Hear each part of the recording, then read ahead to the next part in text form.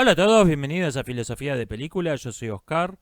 Estuve leyendo Lenguaje, Ideología y Poder de Juan Carlos Monedero, libro que recomiendo calurosamente. Quiero comentar algunas cosas, quiero hacer una breve reseña y terminar con una crítica del libro. Am, Monedero describe un proceso en el que durante décadas se ha estado, o quizá desde que el mundo es mundo, se ha estado manipulando el lenguaje con fines de control de ingeniería social, con fines de control político. Se ha reemplazado el verdadero idioma por un lenguaje de bromas, por una farsa idiomática, para mantener a la gente controlada con ese dispositivo idiomático, con ese fraude idiomático. Analiza esto en detalle en un caso particular, en un proyecto de ley específico de la República Argentina, que se presentó fraudulentamente como vamos a cambiar la ley para que personas que ahora no se pueden casar se puedan casar. Cuando lo que en realidad se estaba haciendo, y esto era lo único importante, era cambiar el concepto de lo que era el matrimonio, y esto era lo único que importaba. Al cambiar el objetivo de esa ley, era cambiar la definición de lo que era un matrimonio. Este era el verdadero objetivo, no era que se puedan casar quienes ahora no pueden casarse. Esto era el pretexto, la cara bonita. Este proceso que describe, en este caso lo analiza muy en detalle, pero se lo analiza también incidentalmente, pone otros ejemplos, procede en 4 pasos. Primero, se cambia la definición en base a la sustancia por la definición por un accidente.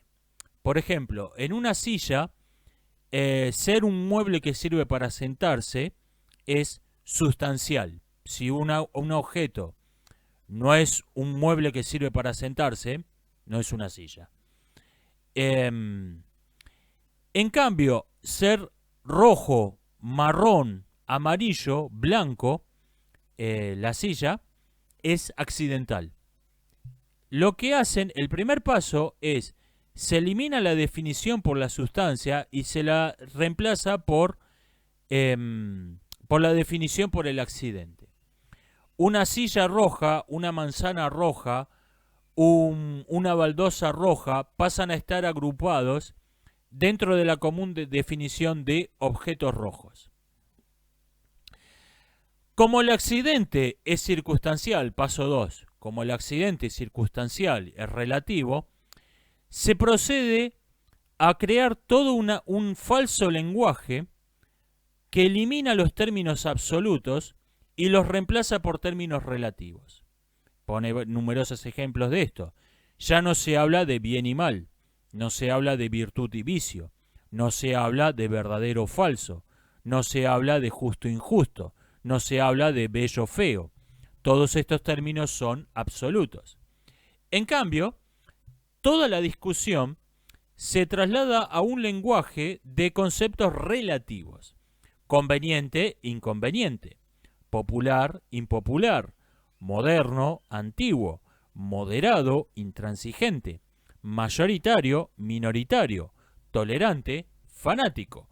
Todo esto es relativo. No, nada es absolutamente moderno. Es moderno por un rato, por unos cuantos años. Después va a pasar lo que es moderno, pasa a ser antiguo, etcétera. Lo impopular están llevado por los caprichos de la moda y así todo el resto. Todos son conceptos relativos. La discusión se apartó.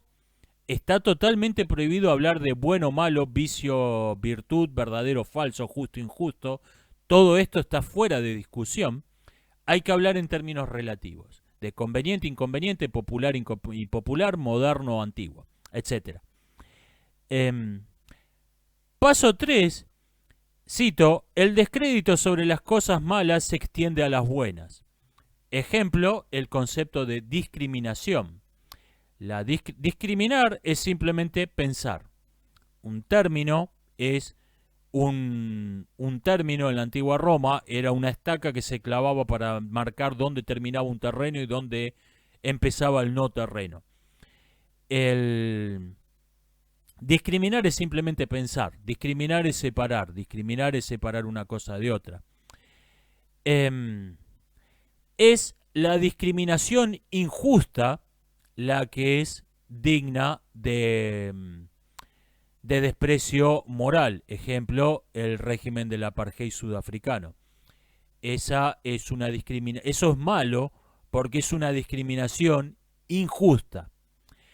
Lo que se hace, después de que se ha establecido todo este lenguaje embarrado basado en términos relativos, es trasladar el desprecio que generan las cosas malas, por ejemplo, la discriminación injusta del apartheid, se lo traslada también a las buenas. Discriminar es malo. O sea, tenemos una ley antidiscriminación, que es lo mismo que tener una ley antipensamiento. Toda forma de discriminación es mala, sin importar si sea una discriminación justa de una discriminación injusta. Finalmente, lo que dice Monedero es que tenemos que el paso 4 y final se lleva a la gente que se opone al proyecto de ley a hablar en su misma jerga, en su mismo lenguaje embarrado, y esto es un logro total porque lo único que querían, el único objetivo era destruir el lenguaje. La aprobación o no del proyecto de ley era irrelevante. Lo que se buscaba era poner a todo el mundo a hablar en un lenguaje embarrado, en un lenguaje alejado de la realidad. Este era el verdadero objetivo y por lo tanto cuando la oposición está discutiendo en el lenguaje adulterado, ya vencieron. La aprobación o no del proyecto de ley es irrelevante. Lo que dice Juan Carlos Monedero, que lo que tenemos que hacer es dejar de hablar rechaza la falacia de que hay que hablarle al hombre moderno en su propio idioma, y dice que no, hay que hablarle al hombre, al moderno o no moderno, en su verdadero idioma. Esto es lo que tenemos que hacer. Añado 2 comentarios por mi parte. Creo que el proceso que está describiendo Monedero es verdadero, pero es incompleto. Este reemplazo de los absolutos por relativos sirve únicamente para crear una confusión temporal.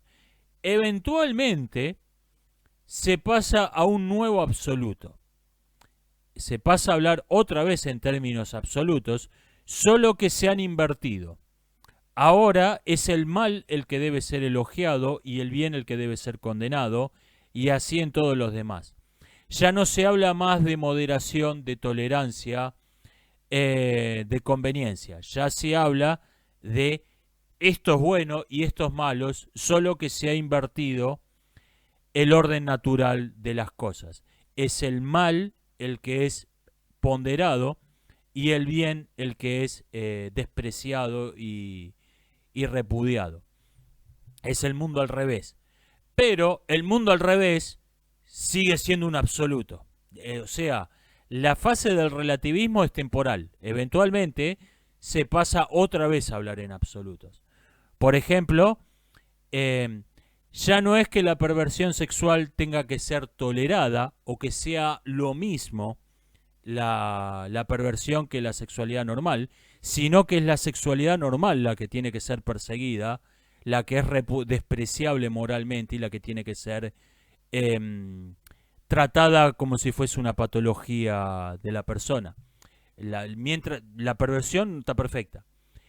Esto se opone, esta forma de razonamiento no tiene que ser confundida con la de los verdaderos apologistas de la perversión sexual, digamos el Marqués de Sade, para los que la sexualidad normal era un plato más en el menú.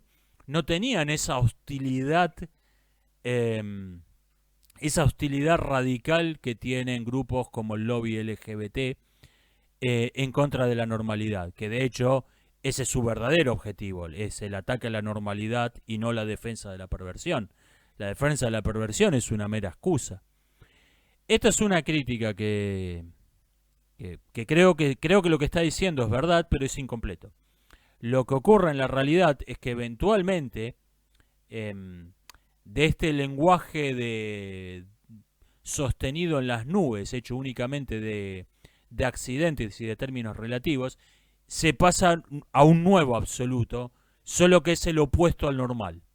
Es un absoluto, es el absoluto del mundo de cabeza, y el mundo de cabeza es absoluto.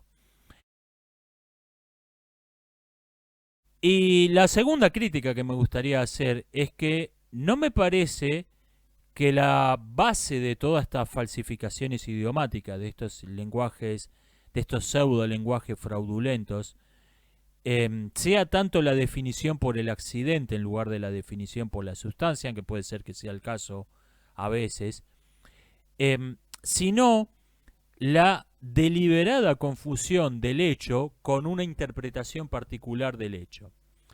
El diccionario de neolengua no define hechos, sino hechos interpretados. O sea, hay una interpretación del hecho que forma parte de la definición misma del hecho.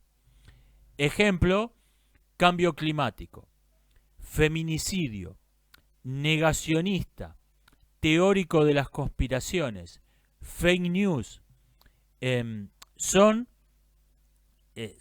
conceptos que se definen no por un hecho, sino por la interpretación de un hecho. Y esto creo que es más importante que no la definición por el accidente.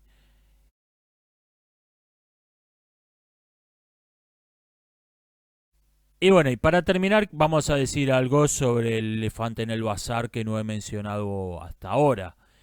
El lenguaje, ideología y poder es esencialmente un libro profundamente religioso escrito por un autor católico.